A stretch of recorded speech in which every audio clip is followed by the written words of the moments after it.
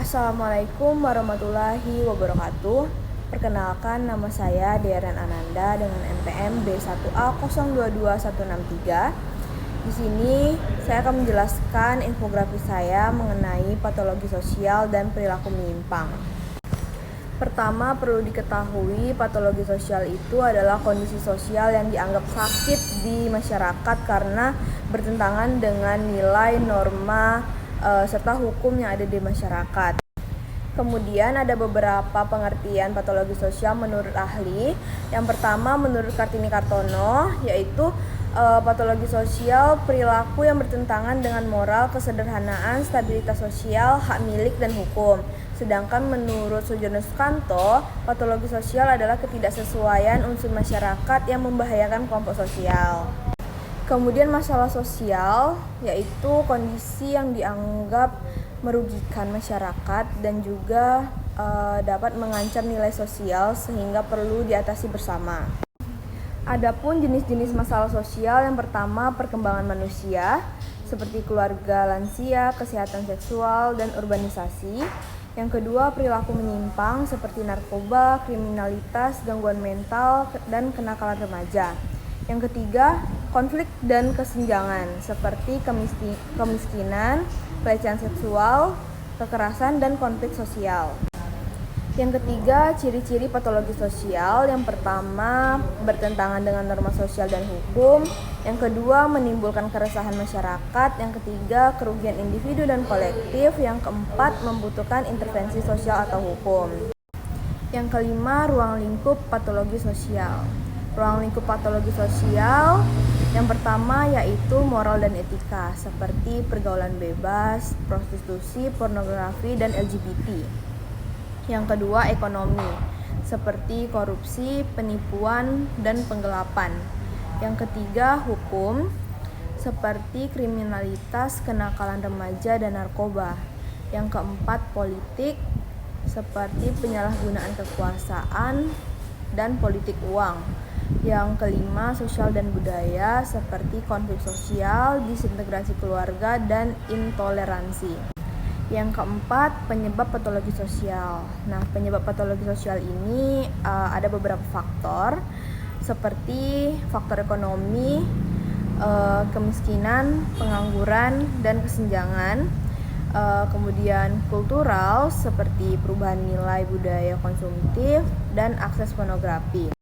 Kemudian ada juga faktor penyebab dari keluarga seperti disfungsi keluarga ataupun pola asuh yang salah.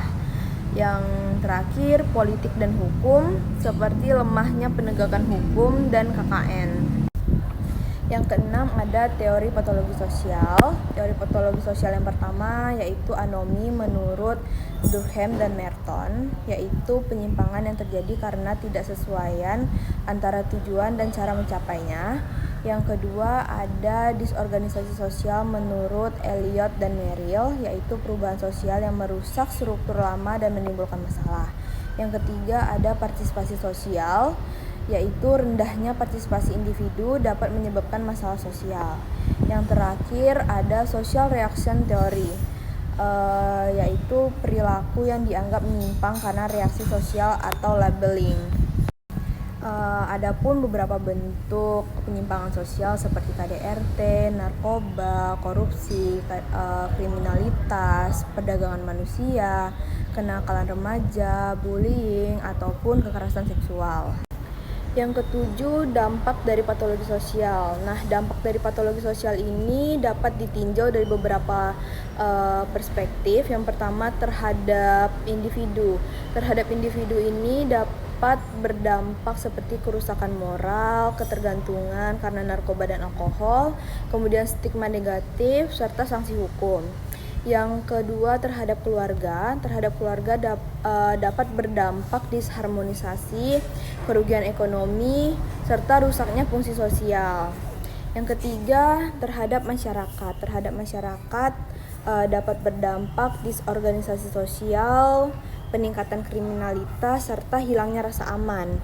Yang terakhir terhadap negara. Terhadap negara dapat berdampak membebani sistem hukum, menurunkan wibawa hukum, serta mengancam stabilitas nasional. Yang kedelapan, ciri-ciri patologi sosial bertentangan dengan norma sosial dan hukum, menimbulkan keresahan masyarakat, merugikan individu dan kolektif, serta membutuhkan intervensi sosial atau hukum. Yang kesembilan, upaya penanganan dari patologi sosial. Nah, ada beberapa upaya yang dapat dilakukan. Yang pertama, preventif atau pencegahan dari keluarga seperti pendidikan moral, agama, kemudian komunikasi sehat, serta keteladanan orang tua. Yang kedua, pendidikan karakter, pengawasan sekolah, kegiatan positif mahasiswa atau pelajar. Yang ketiga, masyarakat dapat melakukan kearifan lokal, kegiatan sosial, serta penguatan solidarisme. Yang keempat, negara dan pemerintah dapat melakukan penanganan seperti regulasi dan sosialisasi hukum, kemudian pemberdayaan ekonomi, serta peningkatan penegakan hukum. Kemudian ada upaya seperti represif atau penindakan. Yang pertama, penegakan hukum pidana, sanksi tegas bagi pelaku, serta hukum adat sebagai kontrol sosial. Yang terakhir, kuratif atau rehabilitatif, dapat melakukan penanganan seperti rehabilitas pecandu narkoba, konseling korban dan pelaku, reintegrasi sosial, dan pendidikan ulang di lapas. Yang terakhir, perbedaan antara patologis dan non-patologis. Patologis itu cirinya melanggar norma dan hukum, berbahaya bagi masyarakat. Nah, contohnya korupsi, judi, dan prostitusi.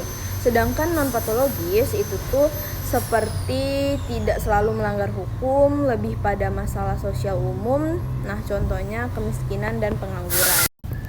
Baiklah, itu saja yang dapat saya sampaikan melalui video infografis saya. Wassalamualaikum warahmatullahi wabarakatuh.